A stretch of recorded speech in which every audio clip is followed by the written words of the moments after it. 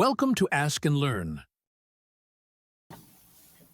Alrighty, so for this one, our given equation an is equal to 7 times an minus 2, so 7 times the answer we got two iterations ago, plus 6 times an minus 3, and so it'd be the solution from 3 iterations ago. And in this instance, we have a naught is equal to 9, a1 is equal to 10, and a2 is equal to 32. And so, of course, in this case, n must be greater than or equal to 3 for this to really make any sense. So we're going to start with our roots characteristic equation. So here we'll let an be equal to r cubed, an minus 1 is going to be equal to r squared, an minus 2 is going to be equal to r, and an minus 3 will be equal to 1. Right, so what's happening is as each of these indexes decreases by 1, so does each of the powers on the r. So once we make that substitution, we end up with r cubed is equal to 7r minus 6. Okay, so if we subtract 7r minus 6 from both sides, this is equal to r cubed minus 7r. I apologize, should be a plus 6 here, so it'd be minus 6 is equal to 0. And we can just factor this. So this is going to end up being equal to r minus 3 times r plus 1 times r plus 2 is equal to 0. Okay, and that gives us our roots, right? So now we know that r must be equal to 3, -1, -2 for these roots to be equal to 0.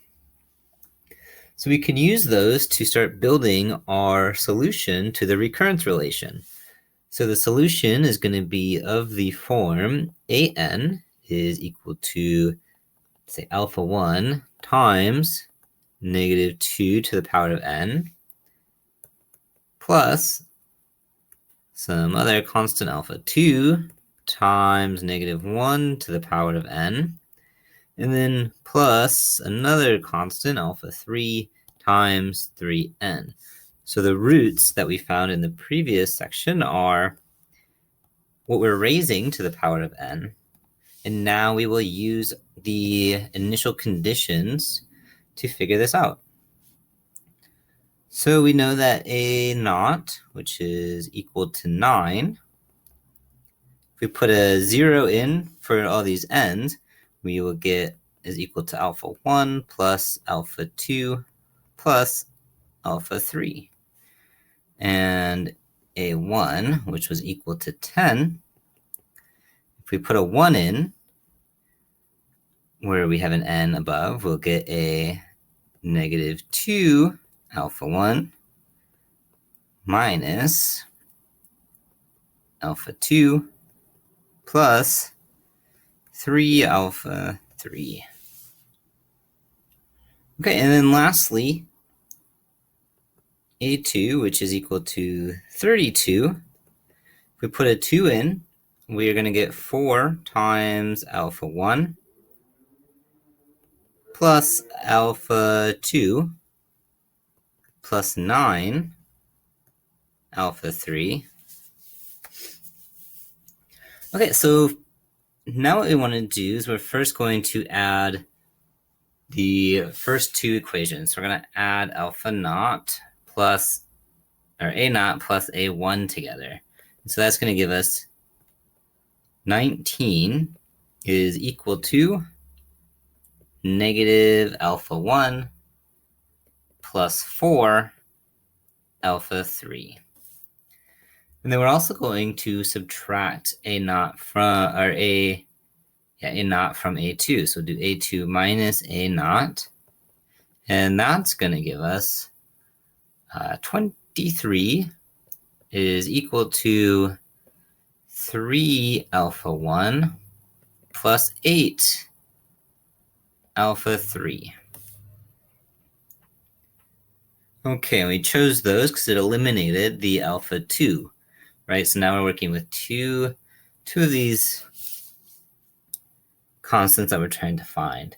So now we're going to actually multiply this green equation here by 3. So if we multiply this by 3, what we end up with, I'll just replace it here,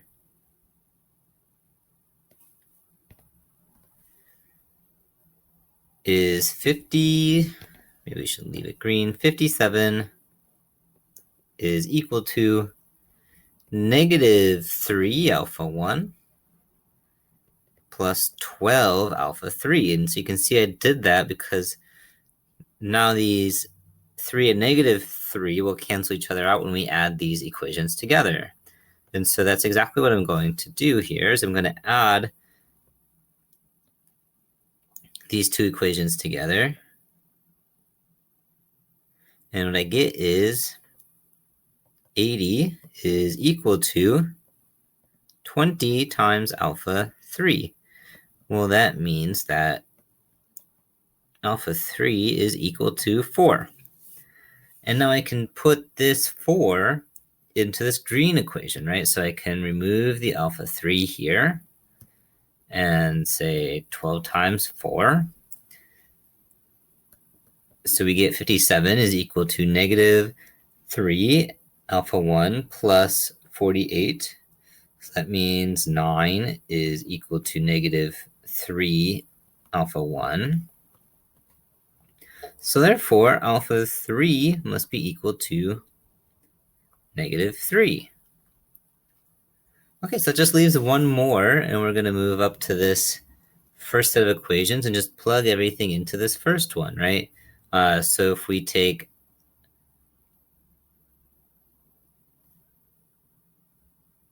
and I misspoke on this last one, of course, that's going to be alpha 1 is equal to 3. So we'll take our alpha 1 plus alpha 2 plus alpha 3 needs to be equal to 9. And we'll say also 9 is equal to alpha 1, negative 3, plus alpha 2, plus our alpha 3, which is 4. And so, of course, we get 9 is equal to 1 plus alpha 2. So that means the alpha 2 must be equal to 8. And so then we can just put in what we found for the alphas into this equation here at the top. So we will get